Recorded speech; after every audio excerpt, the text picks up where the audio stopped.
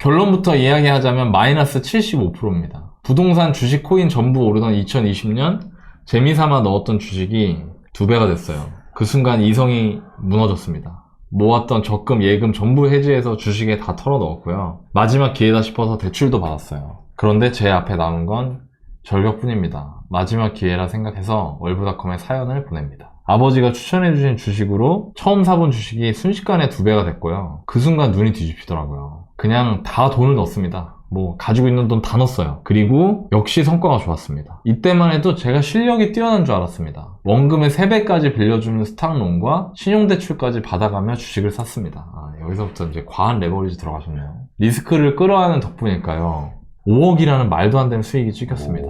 한 이틀 버텼나요? 마이너스 30, 마이너스 50 순식간에 나락으로 떨어지고 모든 악재를 온몸으로 맞았습니다. 그 이후로 아내와 저는 평범한 일상조차 사치가 되었어요. 반대매매 막기 위해서 매달 대출이자 내고 있습니다. 3년째 미래가 보이지 않는 이 주식, 더 늦기 전에 지금이라도 팔아야 할까요? 사실 저를 정말 힘들게 했던 건 주식뿐만이 아니었어요. 제 밑에는 태어날 때부터 장애를 가진 동생이 있습니다. 2년 전 어머니는 지인에게 1억을 사기당하셨고 아버지도 작년에 갑자기 돌아가셨습니다. 돌아가신 후 30억의 빚이 아버지께 있었다는 것을 알게 됐어요. 인생에서 닥쳐올 수 있는 모든 악재가 한 번에 닥쳐온 기분이었습니다. 아버지가 돌아가시고 삶이 무너지는 느낌이었습니다. 모든 자산과 생활비를 아버지가 책임지셨기 때문에 어머니는 기초생활수급자가 되셨어요. 지금 당장은 동생의 장애인 연금과 어머니가 근근히 반찬 파는 돈으로 생활하고 계십니다. 저마저 무너지면 어머니와 동생을 지킬 수 없다는 생각이 들어서 저는 슬퍼할 겨를조차 없었습니다. 주식뿐만 아니라 부동산까지 무언가에 홀린 듯 무리하게 투자했던 건 어떻게든 살아남고자 발버둥 치던 거였어요. 저를 믿고 계신 어머니에게 당당한 아들이 되고 싶어요.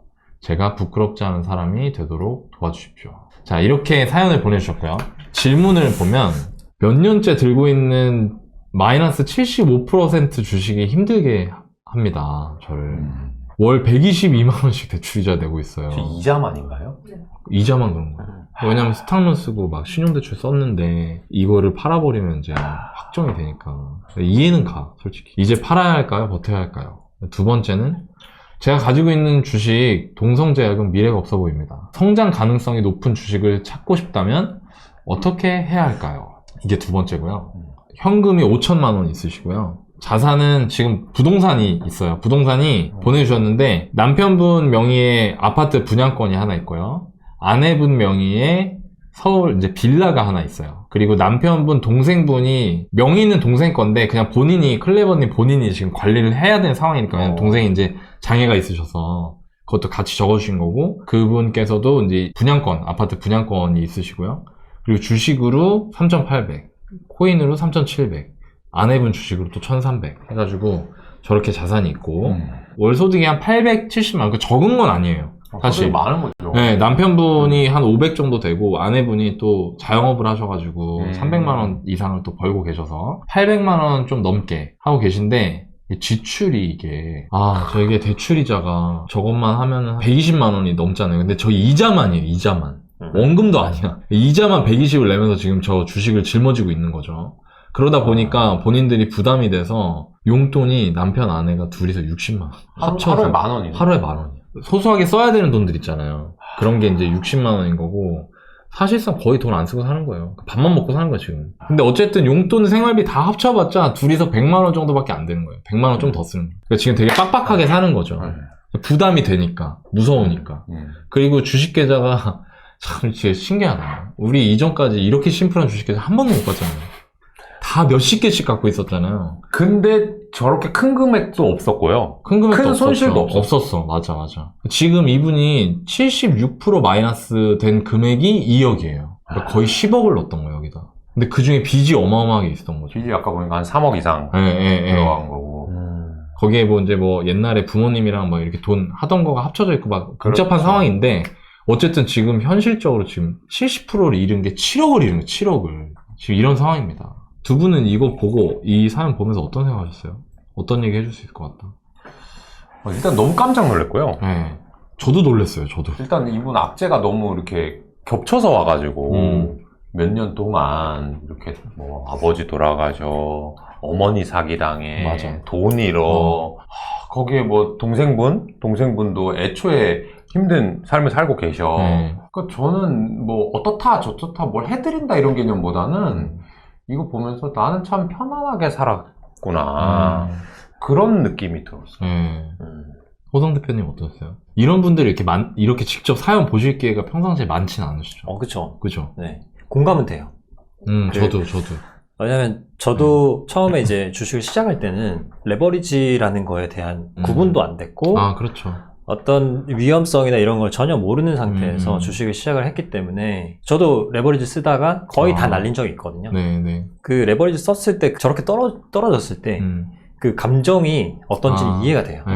그래서 맞아. 질문 이렇게 사연 보내주신 분이 어떤 감정을 갖고 갈등을 하고 계실지는 이해는 되지만 이거를 어쨌든 감정적으로 하면 안 되고 네, 그럼요. 객관적으로 저희가 네. 또 얘기를 해드려야 되잖아요. 근데 이 주식만 봤을 때는 조금 명쾌하게 답이 나올 것 같아요. 아, 진짜요? 네. 아, 좋습니다. 이분이 또 부동산도 고민이 있으시다고 해서 제가 말씀드릴 건데, 오늘은 일단 이분에게 이런 상태에서 주식 의사결정을 하는 거를 두 분이 얘기를 해주실 거고, 또 부동산 지금 현재, 이건 완전 다른 얘기긴 한데, 이분이 부동산도 갖고 계신데 저것도 지금 문제거든요. 부동산도 이분처럼 분양권 상태에서 지금 되게 불안하고 현금적으로도 이제 좀 내가 여유가 없고 이런 경우에 어떻게 의사결정해야 되는지, 그걸 제가 말씀드리는 방송이 될 것 같습니다. 자, 그러면 이제 한번 전화를 해서 얘기를 한번 나눠보도록 하죠. 네. 안녕하세요. 안녕하세요. 안녕하세요. 안녕하세요. 클레버님. 네. 클레버님은 너무 이렇게 안타까워하실 필요는 없어요. 저희 그 세 명의 결론이 네.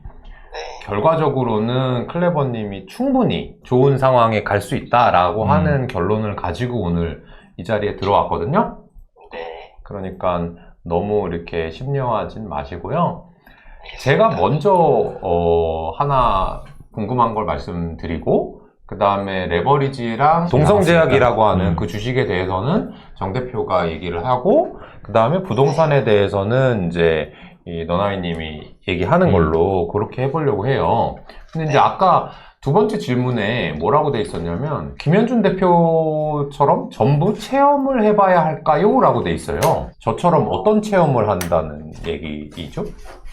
네, 대표님처럼 이렇게 성공하고 주식을 잘 하기 위해서는 네. 어떤 단계를 거쳐서 공부를 해야 될지 여쭤보고 싶습니다.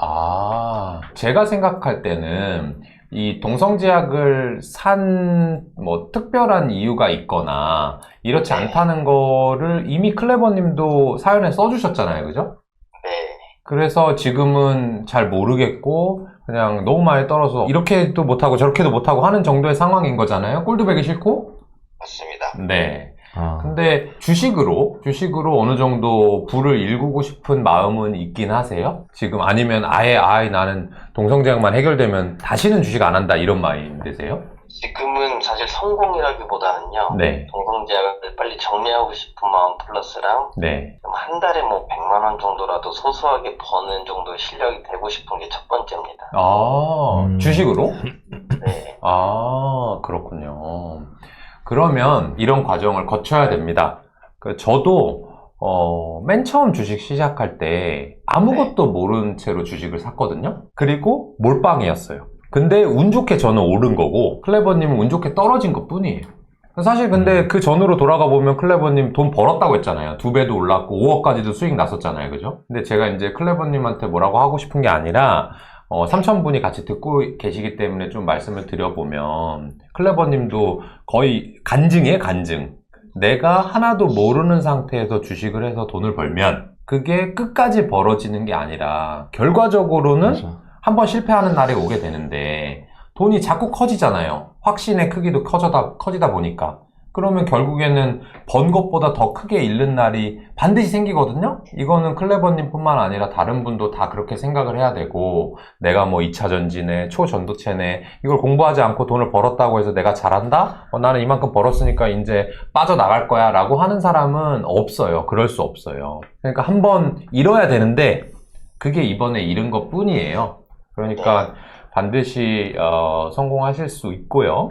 근데 제가 이제 한 가지 말씀드리고 싶은 거는 마지막으로 아까 그랬잖아요. 한 달에 100만 원이라도 소소하게 벌 수 있는 실력을 갖추고 싶다. 라고 하셨는데, 주식을 처음 하시는 분들 그런 얘기 많이 해요. 소소하게. 요 정도만이라도 계속해서. 근데 그런 건 그냥 예금이나 임대료가 그렇게 들어오는 거고요. 주식으로 평가 차익, 주가 차익을 얻는 거는 한순간에 많이 기다렸다가 어느 순간에 나의 그 기다림이 해결이 됐을 때, 그게 모든 사람들이 공감해줬을 때 많이 오르는 거지, 한 달에 100만 원 올랐으니까 팔고, 한 달에 100만 원 또 이제 이렇게 해서 벌고 하는 일은 일어나지 않고, 그런 일들은 또 다른 방법의 동성제약 투기랑 똑같은 거예요. 왜냐하면 한 달에 한 번씩 벌려 그러면 내가 샀다가 팔았다 하는 주기가 한 달 미만이 돼야 되는 거고, 그죠? 근데 한 달 미만의 주가의 움직임은 아무도 맞출 수 없거든요? 그거는 카지노랑 똑같아요. 그래서 한 달에 100만 원씩이 아니라 한 달에 100만 원씩 1년에 1200만 원, 10년에 1억 2천을 벌 수 있는, 10년 기다렸을 때, 1년 기다렸을 때 1200만 원 벌 수 있는 그 방법을 공부하는 것은 충분히 해볼 만하다. 그런 것들은 아직은 제가 구체적으로 말씀드릴 단계는 아니니까 일단은 정호성 대표한테 마이크를 넘겨보고요. 동성제약하고 레버리지 투자에 대한 거를 한번 얘기를 들어보세요. 네, 감사합니다. 네. 네, 안녕하세요. 정우성입니다. 네, 안녕하세요. 옛날에 제 계좌 보는 것 같아서 공감이 많이 되고요. 동성제약을 왜 사셨는지 간단하게 얘기를 좀 들어보고 싶은데요. 네, 사실 뭐 주식을 아예 모르던 시기였고 처음 하던 시기였는데요. 아버지께서 사보라 그래서 그냥 생각 없이 샀던 게 처음 매수였던 것 같습니다. 그러니까 저는 근데 이제 지금 사연 주신 분이랑 클레버님이랑 차이점이, 저는 공부를 열심히 했거든요. 근데 똑같은 상황이 생겼어요. 그게 저 같은 경우는 그 당시에 유럽 재정 위기라고 들어보셨는지 모르겠는데, 유럽 재정 위기가 터지면서 주가가 모든 주식들이 거의 하한가에 가까이 간 적이 있거든요. 근데 이제 그 상황에서 그때는 이 주식이 좋은 주식이건 좋은 회사건 나쁜 회사건 그 관계없이 다 빠진 거예요. 저는 그런 일이 생기지 않을 거라고 생각했거든요. 네, 절대 그런 일이 생기지 않을 거야 라고 생각했는데 2개월 만에 그런 일이 생기더라고요. 그래서 되게 고생을 많이 했어요. 저도 한 3, 4년을 진짜요? 네, 되게 고생을 많이 했고 힘들었어요. 네. 근데 어쨌든 지금 상황에서 그러면 어떻게 해야 될 것이냐. 이 동성제약이라는 주식은 제 기준에서 봤을 때는 우선은 매도를 하는 게 현명한 판단이다 라고 생각이 들고요. 네. 왜냐하면 이 회사는 일단은 돈을 못 벌고 있는 회사고, 지금 기대하고 계시는 것들도 짐작을 해보면 항암제라든지 치매 치료제라든지 이런 것들에 대한 기대가 있을 것 같아요. 근데 그런 것들은 사실 초전도체랑 뭐 크게 별반 다르지 않은 이슈들이거든요. 그렇구나. 네. 물론 그런 것들이 또 이슈가 돼서 주가가 한순간에 오를 수 있지만, 굳이 동성제약이라는 주식과 그 이슈로 내가 투자를 해야 되냐라고 했을 때 굳이 그럴 필요가 없거든요. 저 같은 경우는 주식을 언제 팔아야 되냐라고 물어볼 때 사람들이 뭐 이런 얘기를 해요. 뭐 손절매를 한다. 나는 10% 마이너스 10%를 지킨다. 뭐 이런 얘기를 하기도 하고, 일반적으로 이제 많이 하는 얘기는 내 투자 아이디어가 틀렸을 때 매도한다. 그러니까 저 같은 경우는 어떻게 생각하냐면 더 좋은 주식을 찾으면 된다. 그때 팔면 된다 라고 생각을 해요. 그래서 내가 더 좋은 주식을 계속 찾으면 계속 내가 비교를 하게 되고 이게 더 좋은 주식이구나, 하나의 기준이 생기고 또 발견이 되면 또 좋은 기준이 생기게 되고, 그러면서 내 기준이 점차 탄탄해져 가는 과정이거든요. 그래서 우선 동성제약을 파시고 그 다음이 문제인데, 공부를 열심히 하셔야 되고, 그 공부를 하는 과정은 그렇게 어렵지 않다고 생각을 해요. 뭐 사실 요즘에는 저도 블로그라든지 인터넷을 참고를 많이 해서 공부를 하고 있고, 충분히 공부할 수 있는 소재 재료가 많다고 생각이 들거든요. 그 방법론적인 것들, 저희 김현준 대표 같은 경우는 그 강의도 뭐 종종 하니까 그런 강의들을 많이 들으시면서 공부를 차근차근 하시는 게 좋을 것 같다라고 생각이 들어요. 제가 봤을 때는 공부를 그 SBW라고 아까 그 소개해드렸던 분이 계신데, 두 분의 그 지인, 네, 지인분. 네. 제가 그분을 정말 존경하거든요. 네. 그러니까 투자자로서 굉장히 존경하는 네. 사람이에요. 워렌 버핏 필요 없어요. 아, 진짜. 정 대표의 네. 주식 스승이에요. 아. 너바나님 같은 존재죠. 그렇구나. 네. 그분이 제가 봤던 사람들 중에서는 네. 주식을 가장 열심히 하고 네. 제가 봤던 계좌 중에서는 가장 형편이 없는 계좌 잔고를 갖고 있었고 아. 지금은 계좌를 못 봤거든요. 네. 근데 그러니까 이제 들은 걸로는 네.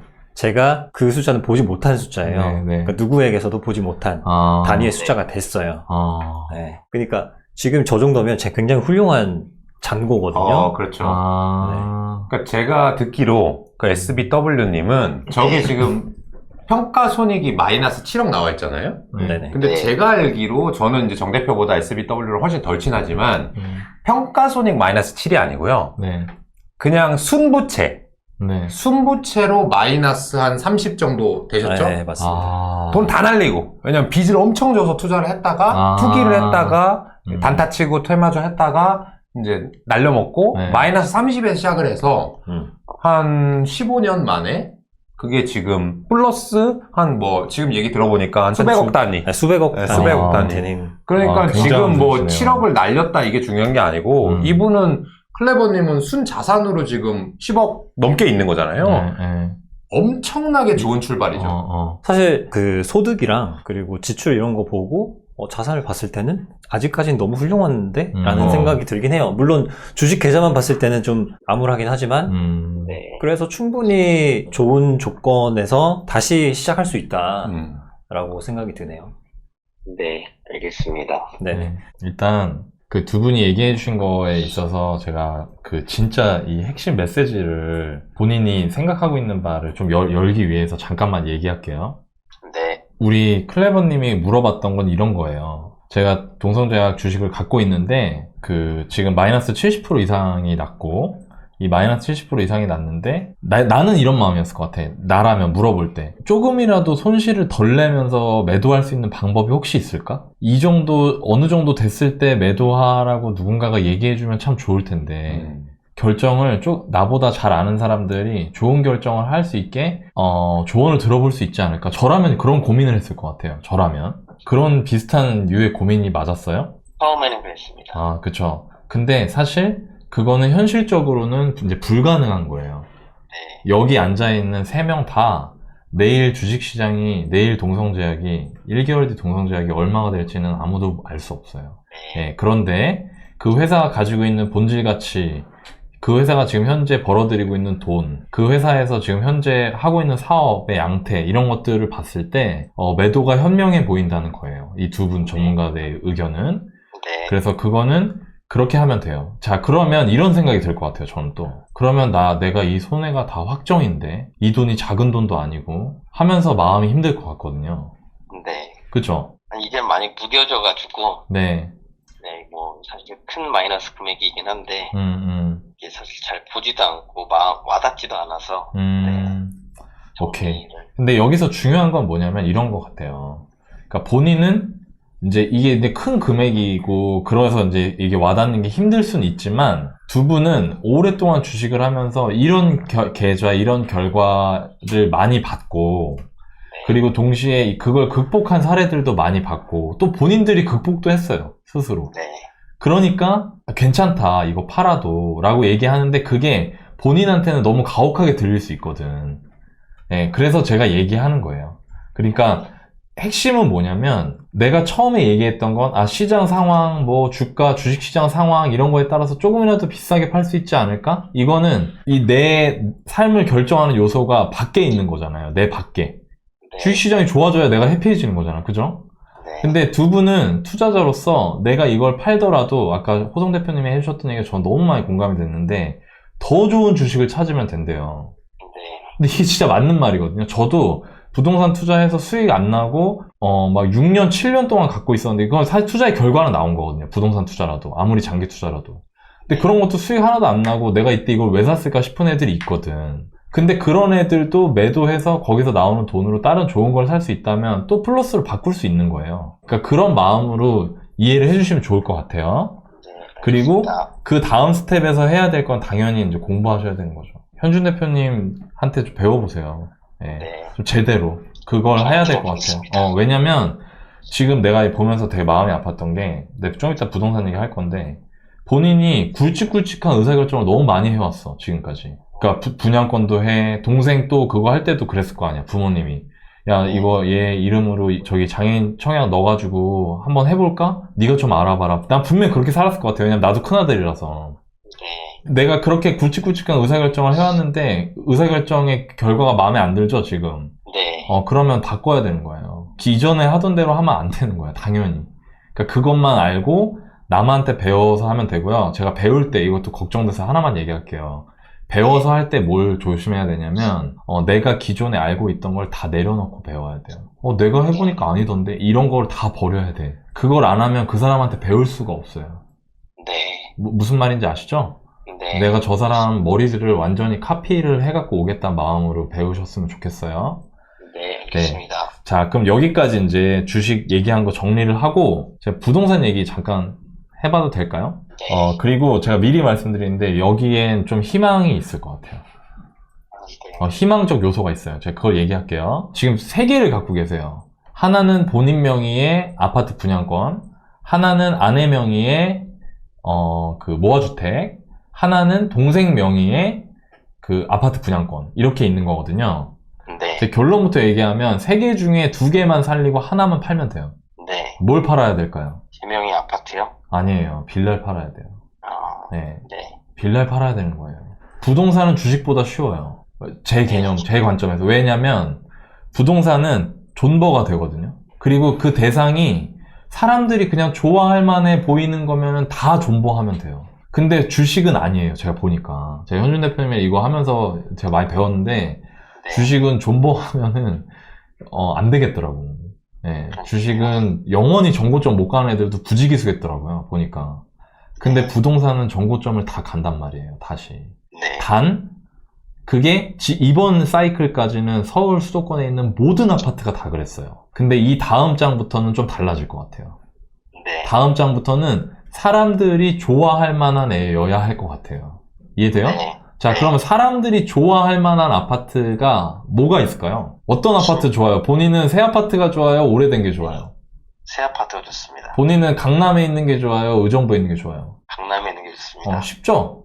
네. 그러니까 좋은 데 있는 새 아파트일수록 지키면 되는 거예요. 네. 이런 식으로 접근하면 돼요. 물론 여기서 디테일하게 더 들어갈 수 있어요. 그건 지도 보면서 할게요. 네. 지금 인천이잖아요. 네.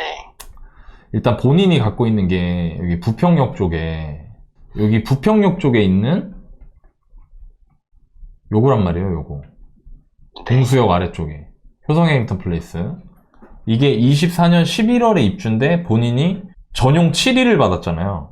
네. 그러니까 이거 뭐 굳이 평수로 치면 29평, 뭐 30평 이런 거잖아요. 그죠? 네. 그거를 분양가 5억 6천, 그래서 뭐 확장비 이런 거 하면 한 5억 8천 정도 받았단 말이에요. 그리고 지금 상황이 자꾸 부동산 전화가 와. 무피로 하면은 거래해 주겠다고. 그죠? 네.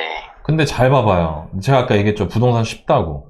부동산은 안 좋은 시기를 잘 버티면은 된다 이 말이에요. 그러니까 존버가 된다 그랬잖아요, 제가. 네. 지금 부동산 여기 좋아요, 안 좋아요? 거기는 분위기가 그닥 좋은 것 같지는 않습니다. 그게 뭐란 얘기죠? 존버해야 될 때라는 얘기예요. 네. 근데 조건이 하나 더 있어요. 내가 산 가격이 많이 비싸면 안 되고요. 네. 앤드 내가 그걸 버틸 수 있어야 돼요. 네. 근데 이게 그러면 내가 가격을 내가 평가해주면 되잖아, 이제. 그죠? 네. 이게 30평 정도 하는 게 5억 7천, 8천이 이게 가격이 싸냐? 싸진 않아요, 제가 보기에. 네. 여기가. 싸진 않은데 그렇다고 비싸지도 않아요. 그렇기 때문에 나중에 이걸 갖고 있으면 얘가 우리 클레버님한테 굉장히 요긴하게 쓰일 것 같아요. 내가 집을 살지 않고 매도를 하든 전세를 놓든 뭘 하든.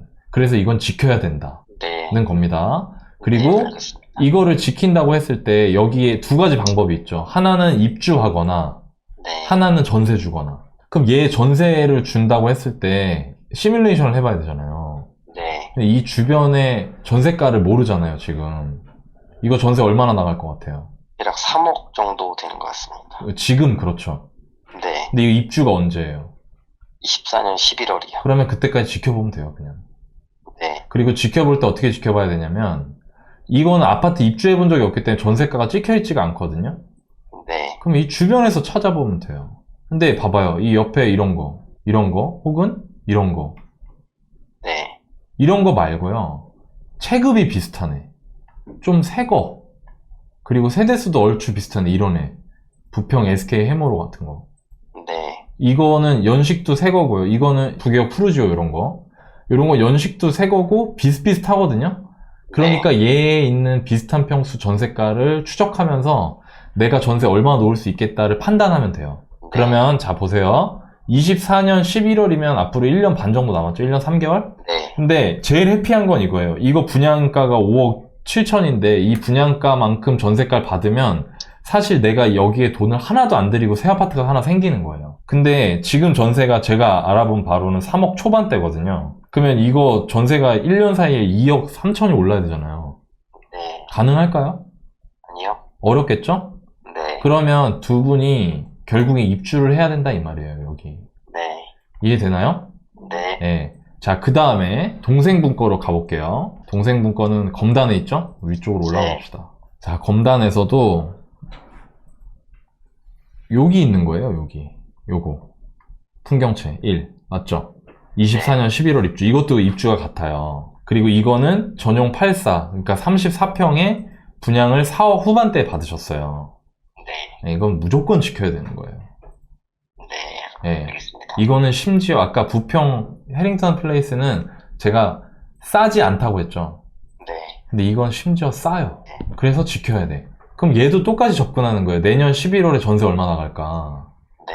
내년 11월에 전세금으로 여기도 분양 잔금 치를 수 있을 것 같아요? 네. 아니요. 안 될 것 같아요. 어려울 것 같아요. 저도. 그죠? 네. 근데 동생하고 어머니가 그러면 예를 들어서 이게 분양이 4억 7천인데 4억 7천을 치러야 되는데 전세금이 지금 보니까 여기도 3억 초반이거든요? 그러면 이거 올라간다고 치더라도 전세금 4억 정도 된다. 그래도 돈이 모자라잖아. 7, 8천이. 그러면 이거 전세 못 놓는다 이 말이에요. 그럼 어떻게 되냐면 어머니하고 동생이 여기 입주를 해야 돼요. 오케이? 자, 그러면 보세요. 이제 이런 생각이 들 거예요. 아, 현금이 될까? 입주할 때 대출 받는다고 하더라도 현금이 될까? 이런 고민이 있으실 수 있잖아요. 네. 근데 그걸 주식을 정리한 걸로 하는 게 맞다고 봐요, 저는. 이해되시죠?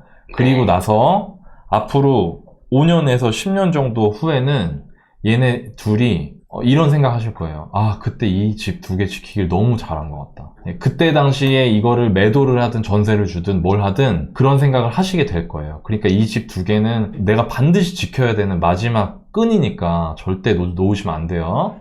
네. 알겠습니다. 예. 그리고 빌라는 그 재개발 호재 하나 보고 산 거잖아요. 네. 재개발 안 될 거라면은 그 컨디션의 집을 사겠어요? 아니요. 안 살 것 같습니다. 그죠? 그 얘기 뭐냐면 재개발이 될 것 같다는 얘기가 돌면 바로 팔아야 돼요. 이게 어려운 거야, 이게. 동성제약이랑 똑같아. 동성제약도 무슨 뭐 치료제가 나올 것 같다, 뭐 할 것 같다 싶으니까 자꾸 내가 못 팔겠는 거잖아. 혹시나 하는 마음에, 그죠? 네. 네, 이것도 똑같은 거예요. 그거랑. 그래서 제가 아까 호성 대표님 얘기하실 때 팍 알아먹었어요, 바로. 이게 똑같구나. 근데 이것도요, 확률적으로 너무너무 낮아요. 네. 될 확률이. 네. 예, 그러니까 그런 거 생각하지 마시고, 팔 수 있을 때 무조건 파시기 바랍니다. 네. 알겠습니다. 아셨죠? 그리고 그렇게 네. 잘 하시면 좋을 것 같고요. 그리고 네. 제가 이제 마지막으로, 좀 이따가 현준 대표님하고 호성 대표님한테 마이크 돌리고 해주실 수 있는 얘기 들을 건데, 네. 제가 이 얘기를 방법을 하나 하고 싶어서. 결혼한 지 얼마 됐죠? 1년 2개월 정도 됐습니다. 1년 2개월 됐어요? 네. 신혼이네? 네. 그죠? 내가 이게 보면서 느꼈는데, 아내분이 너무 대단한 것 같아요. 맞습니다. 그지 않아요? 네. 네. 이게 본인이 이제, 그리고 본인도 너무 힘들었겠지. 왜냐면, 나는 여기서 그런 게 느껴졌거든요. 이 나까지 진짜 무너지면 끝장이다. 이런 생각을 갖고 살았던 것 같아. 그러니까 얼마나 힘이 들었겠어요. 근데, 주식 계좌 마이너스, 저도 레버리지, 부동산 투자가 전세 레버리지 투자니까, 저도 전세금 빠지고 이럴 때 진짜 힘들 때 많았거든요. 근데 내가 보니까 그런 시기를 거치지 않고 큰 돈을 번 투자자는 거의 없어요. 네, 그런 사람이 있긴 있을까? 없을 것 같아요. 힘든 시기 겪지 않은 사람은. 그러니까 긍정적으로 생각하시고 아내분한테도 항상 힘들어도 고맙다고 좀 알아주셨으면 좋겠어요. 그 마음을. 알겠습니다. 네. 잘 표현하겠습니다. 아내한테. 그리고 저기 혹시 아내분이 자영업 하시잖아요. 거기 그 얘기해도 돼요? 이거는 진짜 철저히 본인의 의견을 여쭤보는 거예요. 왜냐면 얘기하면 혹시나 도움이 될까 싶어서. 네, 뭐 얘기해 주셔도, 네. 괜찮아요? 네. 아내분이 지금 저기 필라테스 그거 운영하고 계시잖아요. 네. 어디예요? 미아 사거리 여기 있습니다. 미아 사거리에. 상호가 어떻게 돼요? 포시즌 필라테스입니다. 포시즌 필라테스. 네. 포시즌 필라테스 사장님은 정말 쉽지 않은 상황에서도 항상 웃음을 잃지 않고 신랑을 잘 서포트하려고 많이 노력하는 분이니까 우리 여기 미아 사거리 근처에서 필라테스 하실 분들은 포시즌 필라테스를 가주시기 바랍니다.